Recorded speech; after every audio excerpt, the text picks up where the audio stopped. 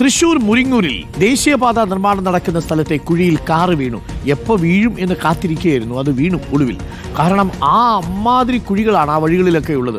ഒന്ന് ചവിട്ടിയാൽ ഒന്ന് നോട്ടം തെറ്റിയാൽ കുഴിയിൽ വീഴുന്ന തരത്തിലുള്ള വലിയ അപകടക്കെണി ഒരുക്കി വെച്ചിരിക്കുകയാണ് കേട്ടോ. അടിപ്പാത നിർമ്മിക്കാനെടുത്ത കുഴിയിലാണ് കാർ വീണത്. തൃശൂർ സ്വദേശികളായ 2 പേരാണ് അപകടത്തിൽപ്പെട്ടത്. ആ ദൃശ്യം പ്രേക്ഷകർക്ക് കാണാം.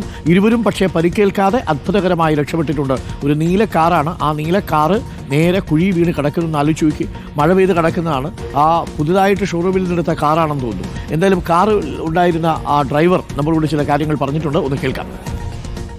തിരുവനന്തപുരത്ത് നിന്ന് തൃശ്ശൂരേക്ക് വന്നുകൊണ്ടിരിക്കുകയായിരുന്നു. ചെറിയ ചാറ്റൽ മഴ ഉണ്ടായിരുന്നു. അപ്പം മുന്നിൽ പോയ വാഹനം പെട്ടെന്ന് സഡൻ ബ്രേക്ക് ചെയ്തപ്പോഴത്തേക്കും ഞാനും ബ്രേക്ക് ചെയ്തു. അപ്പോഴത്തേക്ക് ചെളിയിൽ സ്കിഡായി വണ്ടി തലോദന മറിഞ്ഞത്.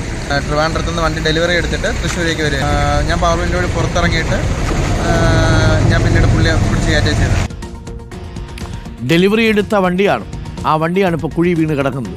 ജെയ്സൺ ചാമോളപ്പിലുണ്ട് കൂടുതൽ വിവരങ്ങളുമായി. Jason, good morning Jason. ആ വഴിയൊക്കെ പോകുമ്പോൾ നമ്മൾ ആൾക്കാർ വിറച്ചാണ് ആ ഭാഗത്തൂടെ പോകുന്നത്. പ്രത്യേകിച്ച് ഇരുചക്ര വാഹനങ്ങളാണ് ആ കുഴി പോകുന്നത് നമ്മൾ ഭയന്നിരുന്നത്. വന്ന് വീണതൊരു കാറാണ്. ഒരു അപകടക്കെടിയാണ് എന്ന് തന്നെ നമുക്ക് പറയാം.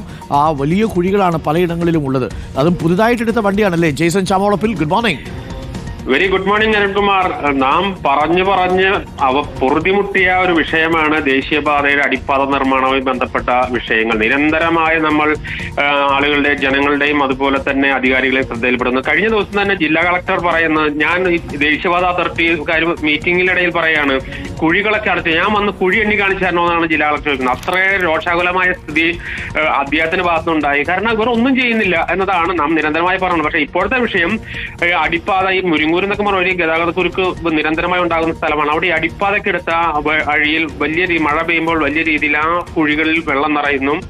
ഈ കാറ് തിരുവനന്തപുരത്ത് നിന്ന് തൃശ്ശൂരിലേക്ക് വരികയായിരുന്നു. പുതിയ കാറാണ്.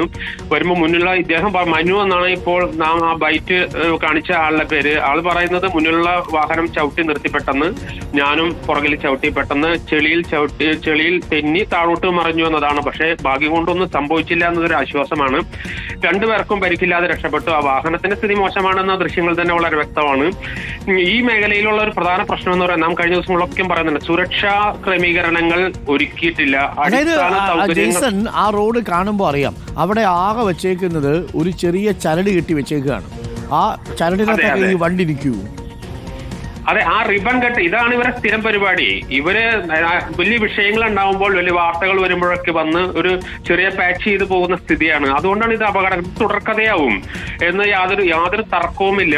അത്രയേറെ സർവീസ് റോഡ് എന്ന് പറയുമ്പോൾ വളരെ ചെറിയ വഴിയാണ്. ആ വഴിയിലൂടെ കടന്നു പോകുമ്പോൾ മുന്നിലുള്ള വാഹനത്തിന്റെ അശ്രദ്ധ കൊണ്ടും ഇത് രണ്ടും സംഭവിക്കാം. പക്ഷേ അരികുകൾ സുരക്ഷിതമായി നിർത്തേണ്ടത് അനിവാര്യമാണെന്ന് കൂടുതൽ വ്യക്തമാക്കുന്നതാണ് ഇപ്പോഴുണ്ടായിരിക്കുന്ന അപകടം എന്ന് നമുക്ക് പറയാതിരിക്കാൻ വയ്യ അരുൺകുമാർ. മുരിങ്ങൂരിലെ കുഴിയിൽ കിടക്കുന്ന കാറിന്റെ അവസ്ഥയാണ്. ഷോറൂമിൽ നിന്ന് പുതുതായിട്ട് എടുത്തുകൊണ്ടുവന്ന കാറാണ്. ഒരു ബൈക്ക് യാത്രക്കാരൻ അത്ഭുതകരമായിട്ട് രക്ഷപ്പെട്ടു. തൊട്ടു മുന്നിലുള്ള വണ്ടി ഒന്ന് ബ്രേക്ക് ചെയ്തപ്പോൾ ഈ വണ്ടി ബ്രേക്ക് ചെയ്തതാണ്. നേരെ തെന്നി വണ്ടി വന്ന് നേരെ കുഴിയിലേക്ക് വീണിരിക്കുന്നു. ആ വണ്ടി കുഴിയിൽ വീഴാതിരിക്കാൻ ഒരു തടസ്സവും അവിടെ വെച്ചിട്ടില്ല. ആകെ ഒരു നൂല് പിടിച്ച് അവിടെ കെട്ടിവെച്ചിട്ടുണ്ട്. ഇതാണ് നമ്മുടെയൊക്കെ റോഡ് നിർമ്മാണത്തിൻ്റെ രീതി എന്ന് പറയുന്നത്. ഇതൊന്നും രണ്ടുമല്ല, 3, 4, 5 മാസങ്ങളായിട്ട് തുടരുന്നുണ്ട് ഈ അടിപ്പാത നിർമ്മാണത്തിൻ്റെ ഈ പ്രതിസന്ധി എന്ന് പറയുന്നത്.